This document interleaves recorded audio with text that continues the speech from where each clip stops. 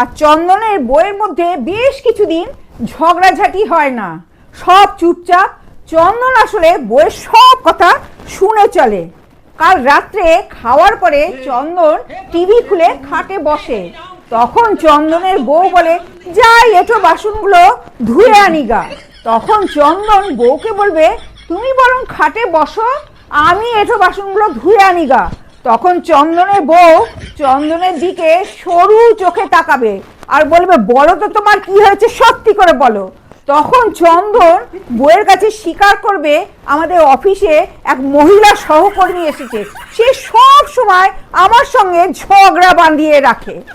এরপরে চন্দন বলে, অফিসে ঝগড়া, বাড়িতে মহাভারত, এই দুই ফ্রন্টের মাঝে নিজেকে আর আমি সামলাতে পারছি না। এরপরে কি হলো, ওই এঁঠো বাসনের আঘাতে জ্ঞান হারানোর আগে চন্দন শুনতে পেল বউ বলছে, শয়তান কোথাকার, তোর ঘরে বউ থাকা সত্ত্বেও তুই বাইরে অন্য মেয়ের সঙ্গে ঝগড়া করে বেড়াস।